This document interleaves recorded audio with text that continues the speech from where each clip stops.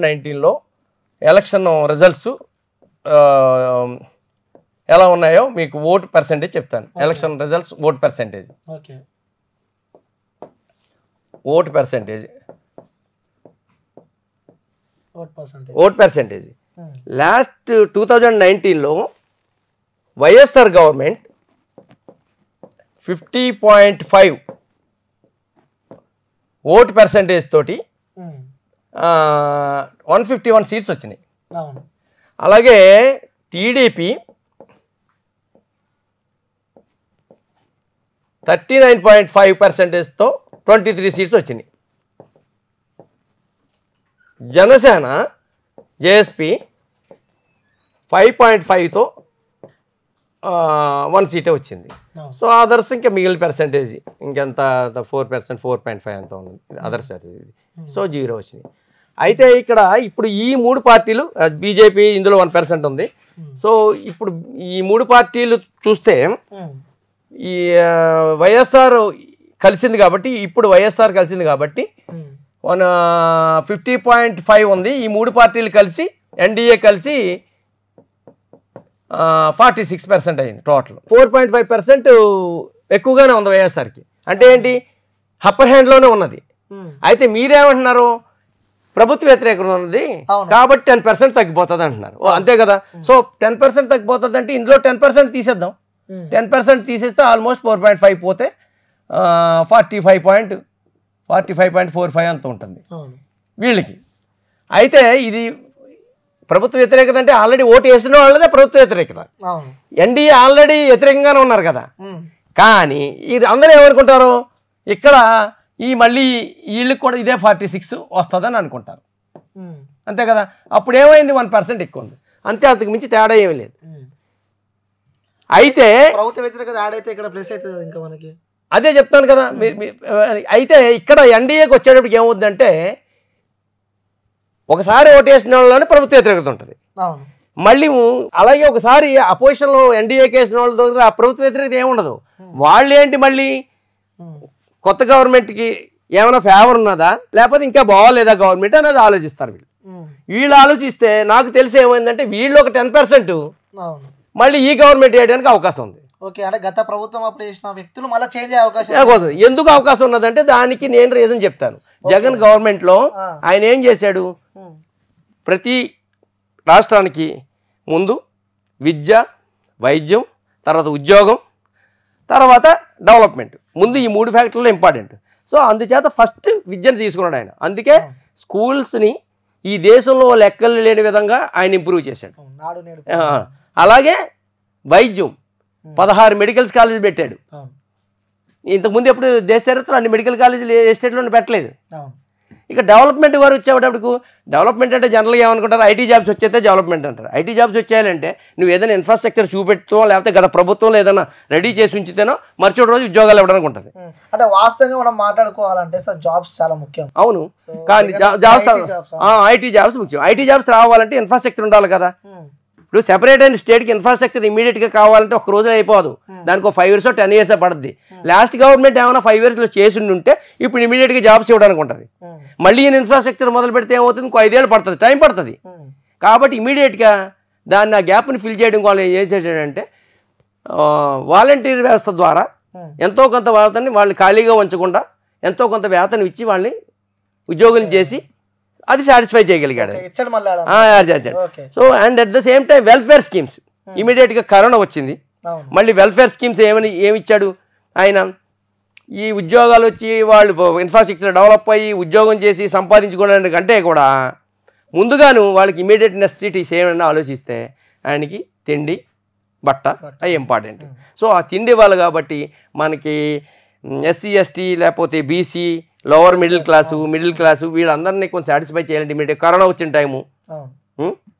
So ఇవన్నీ cover చేయాలంటే ఇమీడియట్గా వాళ్ళని కవర్ చేయాలి కాబట్టి స్కీమ్స్ పెట్టి ఆ స్కీమ్స్ ద్వారా అది అవసరం కూడా, అది ఇంపార్టెంట్ అని కాదని ఎవరు చెప్పలేదు. ముందుగా ఉండాలి, అవి అయిన తర్వాత ఇమీడియట్గా డెవలప్మెంట్ వద్దని నేను అంటున్నా. కానీ డెవలప్మెంట్ ఎంత మేరకు చేయగలిగాడు ఆయన అనేది కూడా మనం ఆలోచించాలి. చేయలేదు రోడ్లు వేయలేదంటే రోడ్లు కూడా వేయలేదు చూడండి. లాస్ట్ గవర్నమెంట్లో ఎంత 1000 crores ఎంత ఖర్చు పెడితే ఈయన 43,000 crores ఈయన ఖర్చు పెట్టాడు. అంటే సార్ మనం ఒకటి వాస్తవంగా మనము ఏపీ రోడ్లపైకి వెళ్తుంటే మనకి ముఖ్యంగా రోడ్లు సో అంటారు అంటే ఒక ఉదాహరణ చెప్తారు కదా. సో ఒక ప్రెగ్నెంట్ ఉన్న అమ్మాయి ఆ రోడ్లపైకి వెళ్తే అక్కడనే డెలివరీ అయిపోతే అంత పరిస్థితి, దీర్ఘమైన పరిస్థితి ఏపీ ఉంది. సో ఏపీ రోడ్లు చాలా దరిద్రంగా ఉన్నాయి. సో అది కూడా చాలా మైనస్ అయ్యే అవకాశాలు ఉన్నాయి. ఓకే, మీరు అన్నది కరెక్టే.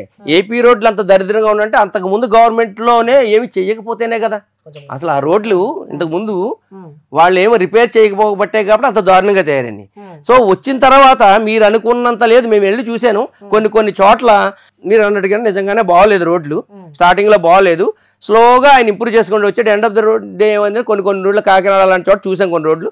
ఇదేంటి ఇంకా వేయలేదు, ఎలక్షన్ వచ్చేసింది రోడ్లు వేయలేదు ఏంటి అని అడిగితే లేదండి గత ప్రభుత్వంలో చేసిన కాంట్రాక్ట్ అండి, వాళ్ళు బిల్లులు రాక లేకపోతే బిల్లులు వాడేసుకుని చేశారని ఒక విధంగా చెప్తున్నారు కొంతమంది. మరి దానికి మనం ఏం చెప్తాం? సో అల్టిమేట్గా ఏంటంటే ఏ ప్రభుత్వం అయినా చివరికి ఓటు వేయడానికి వచ్చేటప్పటికి డెవలప్మెంట్ ఇంపార్టెంటే, కానీ అంతకంటే వెల్ఫేర్ స్కీమ్స్, ఎడ్యుకేషను, మెడికల్ అవి మోస్ట్ ఇంపార్టెంట్ అనమాట.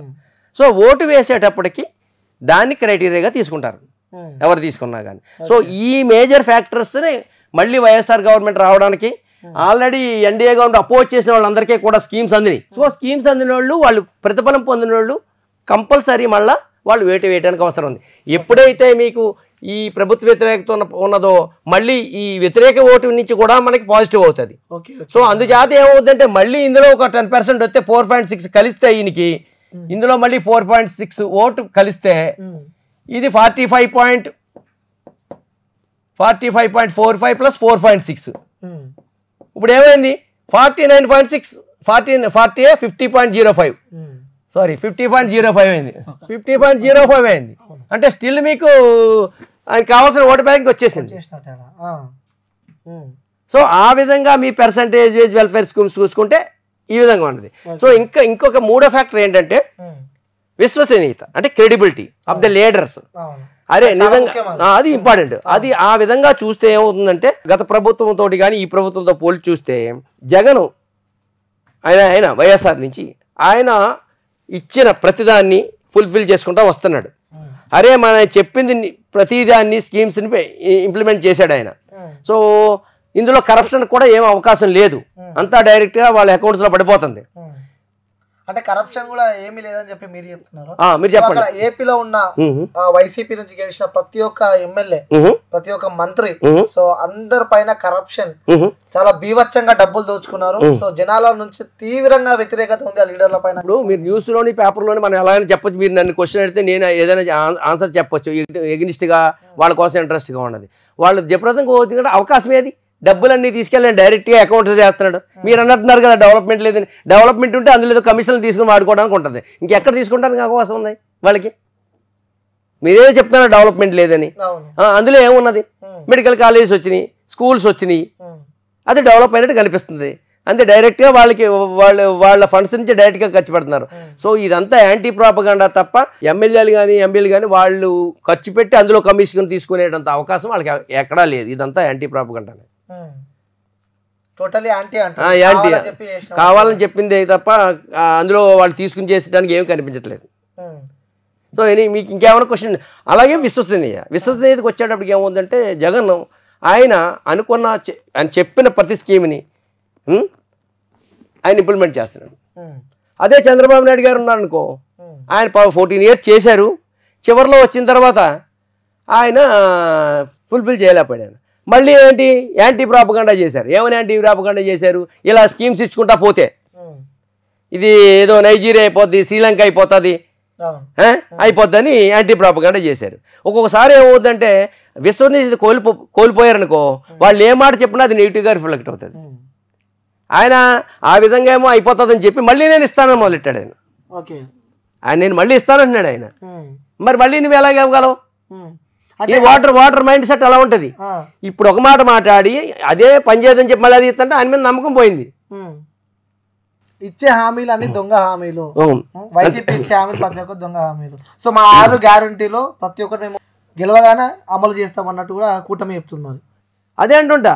ఇప్పుడు వైఎస్ఆర్ ఇప్పుడు జగన్ ఏం చేశారు? ఆయన ఇచ్చిన ప్రతి నవరత్న అన్నింటినీ ఇంచుమించు 99.9 అందరికీ తెలుసున్న విషయమే. ఏ ఫలానా దాన్ని ఇంప్లిమెంట్ చేయలేదు, పలానా దాన్ని ఫుల్ఫిల్ చేయాలని ఎవరినైనా చెప్పమనండి అని ఫుల్ఫిల్ చేశాడు. అదే చంద్రబాబు నాయుడు గారికి వచ్చేటప్పటికి లాస్ట్ టైము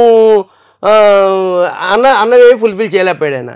మళ్ళీ ఇవి ఇస్తే బీద దేశం అయిపోతుంది, లేకపోతే శ్రీలంక అయిపోతుంది, నైజీరియా అయిపోతుంది. అలాంటప్పుడు మళ్ళీ ఈయన మళ్ళీ అలాగే ఇవ్వగలుగుతాడు, ఇంకా ఎక్కువ బడ్జెట్ అలాగే ఇవ్వగలుగుతాడు. ఇవన్నీ వాటర్ ఆలోచిస్తాడు. ఇప్పుడు రేపు పొద్దున వచ్చింది కాకుండా ఉన్నాయి తీసేస్తాడేమో అని భయం ఉంటుంది ఆయనకి.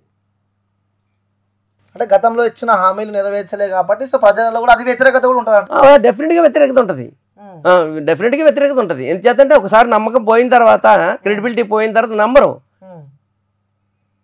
ఆయన ప్రతి పాయింట్ కూడా ఇప్పుడు వాలంటీర్లు అన్నారు, వాలంటీర్ వ్యవస్థ మంచిది కాదన్నాడు ఆయన. మళ్ళీ అదే ఆయన మంచిది నేను ఇస్తానంటున్నాడు ఆయన. అంటే ఆయన నమ్మకం లేదు. ఒకసారి మళ్ళీ రేపు పొద్దున మళ్ళీ వచ్చిన తర్వాత ఇది మంచిది కాదని తీసేస్తాడేమో అని భయం వీళ్ళకి. అందులో కూడా వ్యతిరేకత వచ్చింది కదా. మరి వాళ్ళు ఏదో హ్యూమన్ ట్రాఫికింగ్ అని ఇలాంటివన్నీ బ్లేమ్ చేయడం, వాళ్ళ హర్ట్ అవ్వడం, వాళ్ళ పేరెంట్స్ కూడా హర్ట్ అవ్వడం, ఇలాంటివన్నీ జరిగినాయి. ఆయనకి బయటికి చెప్పలేకపోతున్నారు తప్ప. అంటే ముఖ్యంగా రాష్ట్ర ముఖ్యమంత్రి వైఎస్ జగన్ పైన కూడా చాలా ఆరోపణలు ఉన్నాయి. అంటే భూ కబ్జా చాలా వరకు ఇవన్నీ పత్రికల్లో రాశారేమో కానీ భూ కబ్జా చేశారని ఎక్కడ చూపెట్టండి మీరు. ల్యాండ్ కబ్జాలు అదే మీరు పత్రికలోని న్యూస్ అదే అసలు అది రియలిస్టిక్ గా మీకు ఎక్కడైనా ప్రూఫ్ ఉందా? ఇప్పుడు లాస్ట్ గవర్నమెంట్ ఉన్నది అనుకో ప్రూఫ్లోనే. ఇప్పుడు ఒక ఆమె వనజాక్ష ఆమెని హెరాస్ చేశారు ఒక గవర్నమెంట్ ఎంప్లాయ్ అని. అది నార్మల్గా ఏమవుతుందంటే పబ్లిక్ ఇండివిజువల్స్ని ఎప్పుడైనా టచ్ చేస్తే పబ్లిక్లో ఇప్పుడు గవర్నమెంట్లో ఎమ్మెల్యేలు ఎంపీలు వాళ్ళు ఆదుకోవడం, రాజకీయ నాయకులు మాట్లాడుకోవడం వేరు, వాళ్ళ మీద వీళ్ళ మీద కేసులు పెట్టుకోవడం వేరు. ఇండివిజువల్స్ మీద అటాక్ చేస్తే ఏమవుతుందంటే అదే మైండ్స్లో ఉండిపోద్ది. అరే ఇండివిజువల్ అడిగితే రేపు పొద్దున మనకి ఏమవుతుంది రేపు పొద్దుట, అరే ఒక ఎంప్లాయీనే హెరాస్ చేశారు. ఆ ఎఫెక్ట్ వల్ల లాస్ట్ టైం చంద్రబాబు నాయుడు గారు ఓడిపోయారు. అది చాలా మైండ్లో ఉండిపోయింది. అరే ఒక పబ్లిక్ ఎంప్లాయీని ఒక ఎమ్మెల్యే రోడ్డు మీద ఇచ్చేస్తే మన కామన్ పీపుల్ మనకి ఏమవుతుంది రేపు పొద్దుట. ఇవన్నీ లీగల్ ఇష్యూస్. సో ఇలాంటి వాటి వల్లే ఎఫెక్ట్ అయింది. తెల్లవారుజామున ఎవరో ఒక మీడియా పర్సన్ తీసుకుని వెళ్ళిపోవడం ఇవన్నీ జరిగినాయి రియలిస్టిక్ గా. అప్పుడు అంటే జగన్ పైన ఎలాంటి ఆరోపణలు లేవు, కేవలం చేస్తున్న నాటకాలే అంటారు. ఇవన్నీ అది మీడియాలో వచ్చిన ప్రూఫ్లు ఏమన్నా చూపెట్టండి. ఆరోపణలు ఏమైనా ఉన్నాయి? ఆయన ఎవరినైనా తిట్టాడా? ఆయన పార్టీ వాళ్ళు తిడతారు, కలవాడు కలవలేదు, తిట్టలేదు. జగన్ అనే వ్యక్తి అధికారంలో కూర్చున్నప్పటి నుంచి జనాల దగ్గరకే రాడు. ఓకే, 3 మీట్లు పెట్టాడు. ఓకే, జనాలతో సరిగా మాట్లాడాడు. ఇప్పుడు కొంతమంది చేతల మనిషి అంటారు, ఆయన చేతల మనిషి, మాటల మనిషి కాదు. ఆయన చేతలో చేశాడు. ఆయన ఇస్తానన్న మాట నిలబెట్టుకున్నాడు. నీకు పబ్లిక్ ని వచ్చి మాట్లాడడానికి అవకాశం లేకుండా అన్నీ ఆయనే చేసేస్తున్నాడు. ఇప్పుడు వాలంటీర్ని ఇంటికి పంపించి నీకు పని చేసి పెట్టేస్తున్నాడు ఆయన. నువ్వు ఆఫీస్కి వెళ్ళవలసిన పని లేదు, గవర్నమెంట్ నన్ను క్వశ్చన్ చేయాల్సిన అవసరం పని లేదు. అందుకే ఆయన మాట్లాడవలసిన అవసరం లేదు. మాట్లాడవస్తే 3 కోట్ల మంది ఎన్నిసార్లు ఎప్పుడు మాట్లాడగలడు ఆయన? అడ్మినిస్ట్రేషన్ అంటే అది నువ్వు చేయడం కాదు, ఒక లీడర్ కొంతమంది చేత చేయించాలి. That is administration. అందుకోసమే నేను 24 గంటలు పని చేస్తానంటే అవ్వదు. నువ్వు 8 గంటలు పని చేయి, 8 లక్షల మంది చేత పని చేయించుకో. అలా జగన్ చేస్తాడు అంతే. 100% ఆయన చేస్తున్నాడు. అది వాటర్లోకి వెళ్ళిపోయింది, మైండ్ సెట్లోకి. ఇది యాంటీ ప్రాపగండా తప్ప ప్రతి వాటర్ మైండ్ సెట్లోకి అది వెళ్ళింది. 100% ఆయన గవర్నమెంట్ ఏ విధంగా చూసినా వీళ్ళు ఎన్డీఏ గవర్నమెంట్ ఈ పర్సంటేజ్ని దాటి వెళ్ళలేరు. అందుకే ఈ మధ్య ఏదో ఆయన ఐపాక్ వాళ్ళతో నేను 160 వస్తానండి, మేబీ రావచ్చు. ఆయన అంతమందిని గెలిపించుకుని ఆయనకి అంత కాన్ఫిడెన్స్ ఉండాలి. మనం ఎలా మాట్లాడుకుంటున్నామంటే అది కూడా ఈ దేశంలో ఎవడో కూడా నువ్వు నాకు మంచి చేసావని అనుకుంటేనే నాకు ఓటేమని అడిగిన వాళ్ళు ఎవరు లేరు. వేరే వాళ్ళు అలా అడగలుగుతున్నారా?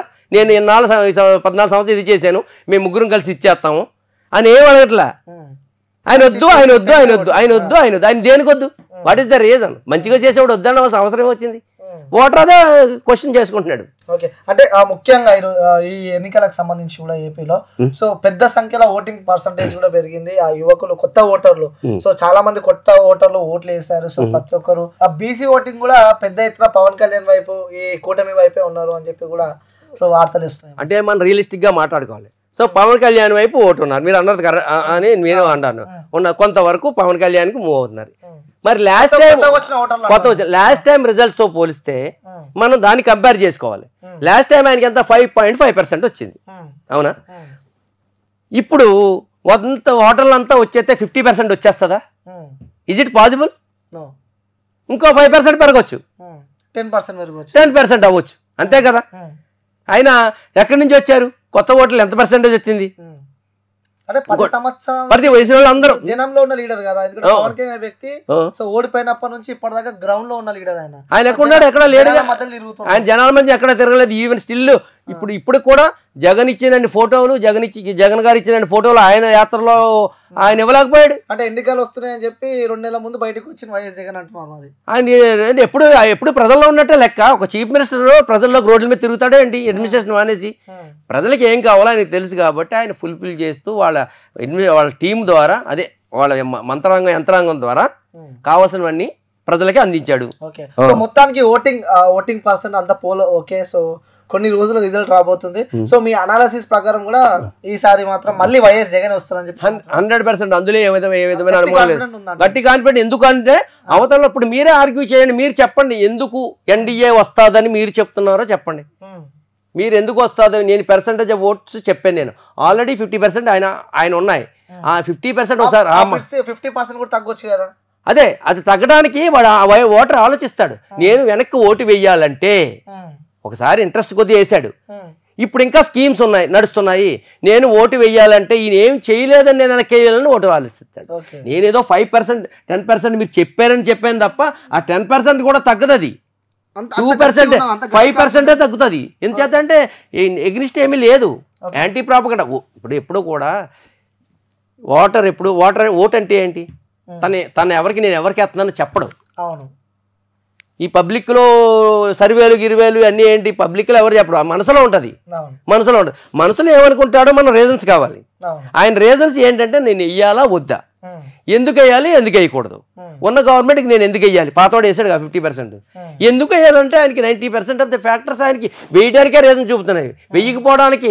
వెయ్యకపోవడానికి ఆయనకి నెగిటివ్ లేదు, అపోజిషన్ పార్టీకి అంత స్ట్రెంగ్త్ లేదు, వీళ్ళు ఏం చేస్తామని చెప్పడానికని అపనమ్మకం. సో అందుచేత వైఎస్ఆర్ జగన్కే వేయడానికి 100% నమ్మకం ఉన్నది. ఈవెన్ 10% కూడా 5%. అది జనరల్గా ఉండే ఇది ఇన్ఫ్లుయెన్స్ వల్ల, మీడియా ఇన్ఫ్లుయెన్స్ వల్ల పబ్లిక్ కూడా అంత తెలియదు. 4 సార్లు పదే ఏదో చెప్తే నిజమని నేను నమ్మే పర్సంటేజ్ ఉంటుంది, చివరికి వచ్చాడు ఉంటుంది. Same thing with opposition parties. Okay, so 175కి 175 ఈసారి పక్క కన్ఫర్మ్ అని చెప్పి అంటున్నారు. ఇప్పుడు 175కి 175 అంటే నార్మల్గా ఆయన చేశాను నమ్మకం చెయ్యాలి అని ఉంటుంది. కానీ కొంతమంది ఆయన నిలబెట్టిన క్యాండిడేట్స్లో కూడా 175 మంది ఫేవరబుల్గా ఆయన చెప్పినట్టుగా చేయలేకపోవచ్చు, ఆ ఓటుని తీసుకురాలేకపోవచ్చు. ఆయన రావాలని ఉంటుంది, కానీ అందులో 10 మందో 20 మందో నెగిటివ్ ఉండొచ్చు. 100% అంత యాక్టివ్ ఎమర్జీ అయిపోయినంత క్వాలిటీస్ లేకపోవచ్చు, వాళ్ళకు ఉన్నది కెపాసిటీ అంతే. సో అలాంటి వాళ్ళు కొంతమంది పోవచ్చు. అల్టిమేట్గా ఏంటంటే నాకు తెలిసి అయితే మినిమం 110 వస్తాయి. అది తర్వాత ఎంతైనా రావచ్చు అని అనుకుంటున్నాను నేను, ఈ మధ్య అందరినీ ఓటర్స్ని గ్రౌండ్ లెవెల్లో చూసిన దాన్ని బట్టి. ఓకే, సో మొత్తానికి అయితే ఏపీ గడ్డపై మరోసారి వైసీపీ జెండా ఎగరబోతుంది 100%. అందులో ఏమీ తేడా లేదు.